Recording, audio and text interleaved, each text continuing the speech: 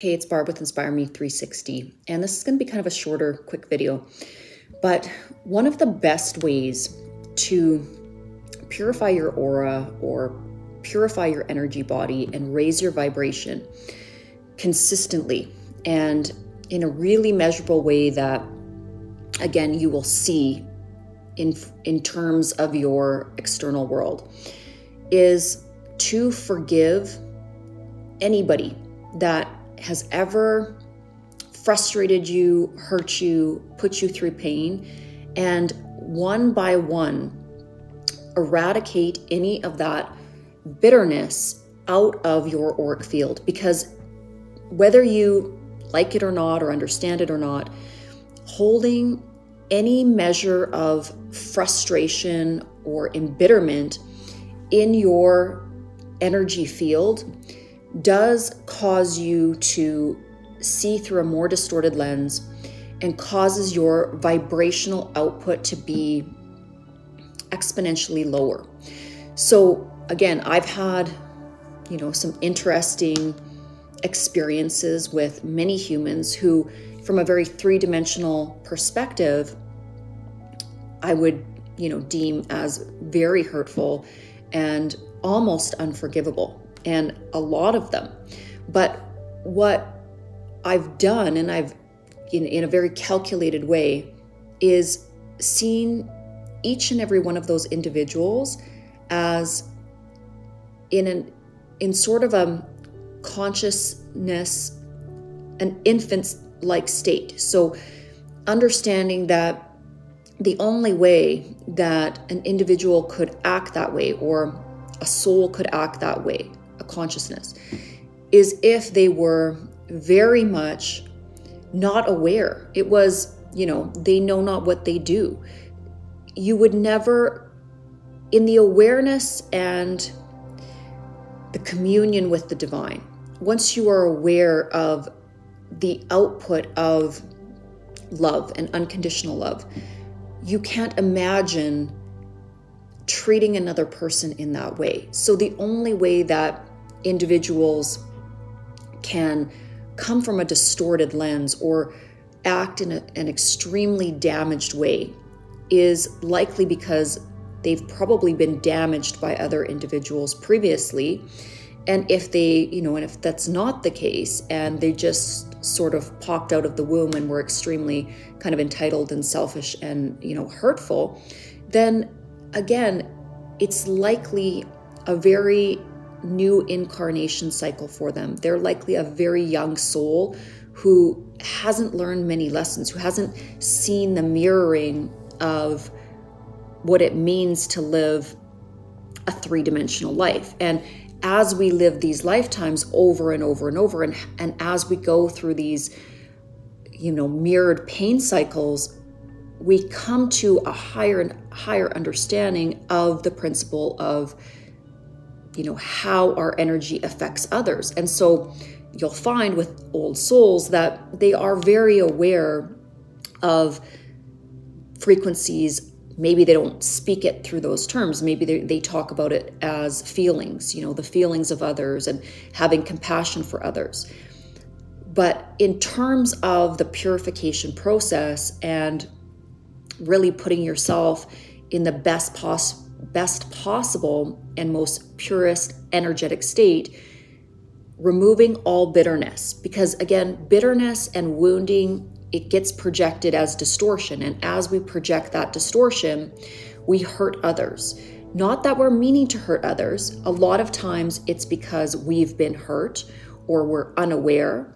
But nevertheless, in terms of one's ascension, it is essential to dispel anything that is living within you that is hateful, painful, wounded, a projection-based energy that you're going to be pushing out into the quantum field.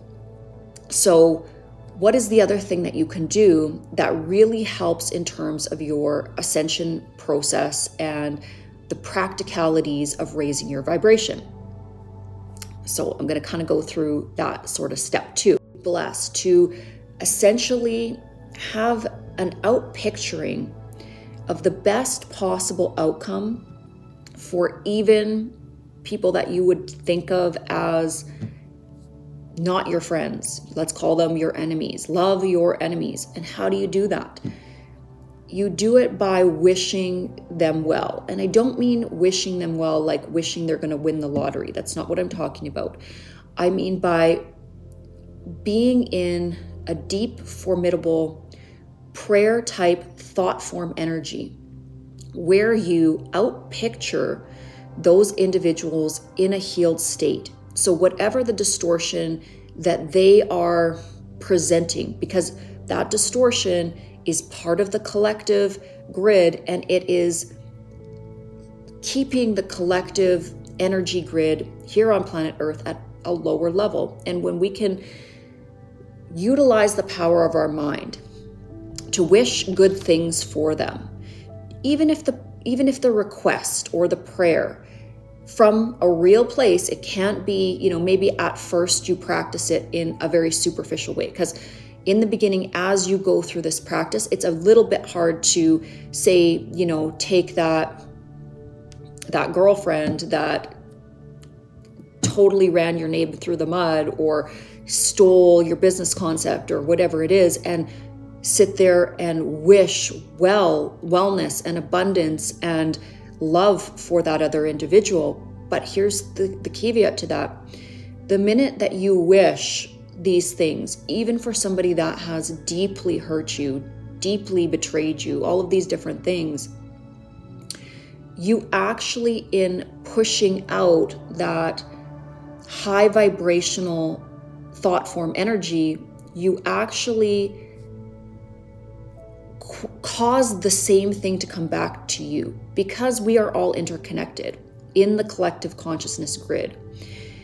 Wishing beautiful things and beautiful out manifestations, even with the individuals that frustrate you the most, that is actually, I don't want to say it's more helpful, it's equally helpful, but it is equally essential as praying for the ones that you love. It's easy to wish for good things for the people that have your heart and who are part of your soul family. So I had to kind of crop this video together, once I got to work here. So again, with this lesson of wanting good things for other people, it's easy to want good things for your family and the people you love and the people that make you feel amazing. It's the extension of that loving energy and, whatever it is that you're creating, with your wishes and prayers and hopes for them. Obviously, that's helpful energy, that's positive energy. And that's helping to raise your vibration, and it's helping to raise the vibration of the entire planet. But one of the most difficult lessons that you will have to learn while you're here on planet Earth is to take massive amounts of distortion and wish the highest vibrational outcome for that low vibrational energy. And it's great, or it's a little bit easier to handle these lessons if we think of things in terms of energy, because when we're looking from a three-dimensional perspective and we see things like war and murder and greed and different kinds of Ponzi schemes and things that are done to animals, animal testing, there's a myriad of things that are very low vibrational that exist within the human system, and when we look at those things kind of square on, they can feel very overwhelming. They can feel like, oh, I couldn't forgive that. That's unforgivable. And there's certainly an energy of, deep pain and suffering, and anything that's distorted, it's going to feel distorted. It's going to feel awful. I don't want to discount those awful feelings. And I also don't want to layer this message with a kind of nonchalantness about some of those deep, painful things. I've gone through an extreme amount of trauma in my lifetime. I've seen a lot of darkness, more darkness than, a lot of people see in a lifetime.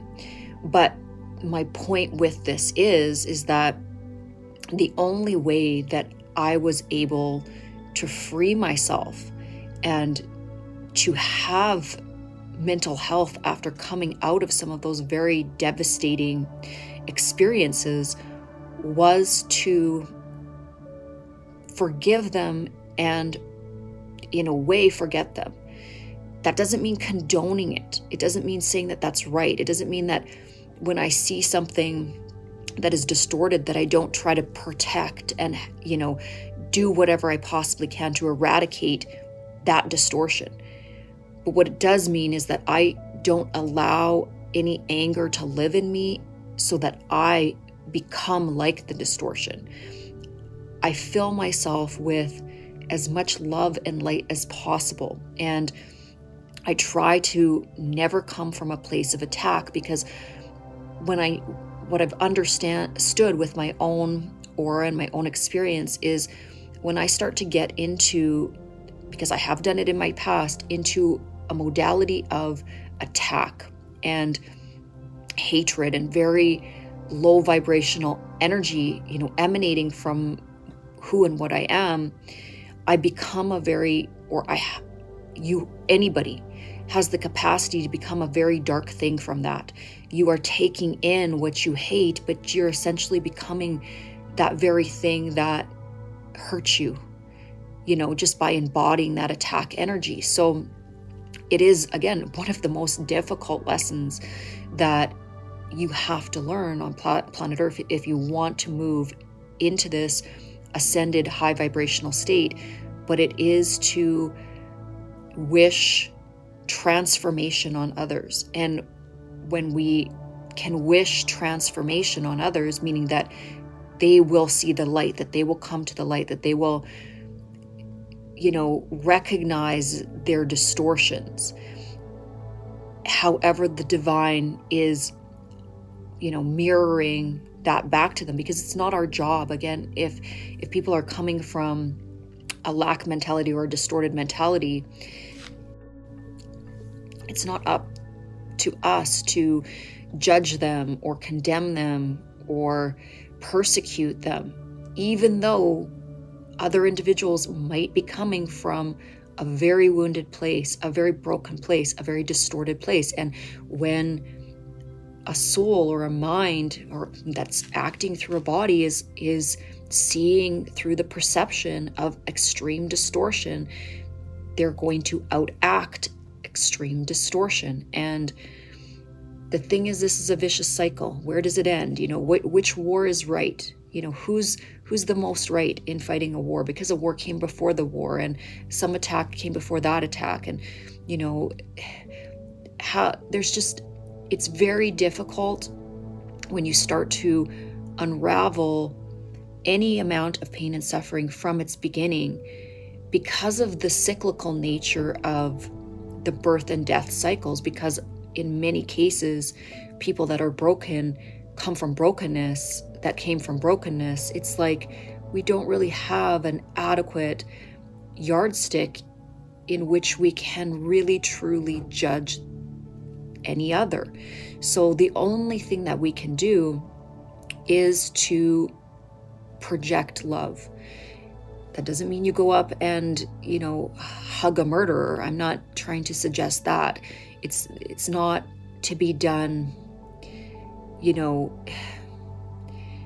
it's such a difficult lesson to teach. It's such a difficult lesson to learn. You have to get to a point of neutrality. I think that's the best way that I can put it, and have this neutrality with anybody that has hurt you expand into this unconditional, loving energy that blankets everyone. It just has to be this pervasive, all-encompassing, blanketing prayerful energy that is emanating from you, so that you can lessen the distortion in the collective, and so that you can lessen the distortion in the self. And, you know, in terms of the distortion, you still fight in a way, and fight is, again, a really difficult word form to utilize, because I don't mean fight, but I mean you take up action that is still righteous, forward-moving action that helps in whatever is the best semblance of those actions to decrease distortion. And in every single circumstance, it's going to be a little bit different. There's no, you know, rule book that can look at every scenario. But again, if every action that you're taking towards correction can be the highest output of kindness, compassion, love that you can assemble within your own words and actions and behavior, then again, that's that pilgrimage that we all have to go on in the ascension process. And, you know, really having a deep energy, out emanating energy from your soul, from your consciousness, that is wishing good things for all beings, even those that are highly distorted, that they, and the wish can be, the propellant wish can be that, and that prayer that you send out can simply be for the divine to, however that creation energy flows into those hearts and minds that are in extreme density, that comes to them, that is magnetized towards them, and that they see the error of their ways, and they try to, again, that this spark of desire for a higher vibration or an ascended state of consciousness take root within them. I mean, that can be the prayer. And, you know, if not in this lifetime, in some lifetime, that they get to this understanding that, you know, the ultimate path for any soul is the path of unconditional love, the illumination, the light, the pathway of the light. So I'm going to wrap this video up. Again, it's Friday here in Canada, so really happy, had a beautiful week. Hope all of you around the world, again, had a very amazing week. And just that all of us continue to utilize our energy for the good of the collective. There's a lot of really heavy things going on in the world right now, and we don't need more vigilantes that are, you know, creating more violence. We need love. We need individuals to see a better version or better vision for the way that humans interact with each other, for the way that all of the cultures, all of the tribes, I mean, in this modern era, we can have so much technological advancement and we can't even figure out how to not kill each other. There's a certain point where it's a little bit ridiculous. And, you know, we have to, as a collective human family, say, like, enough is enough.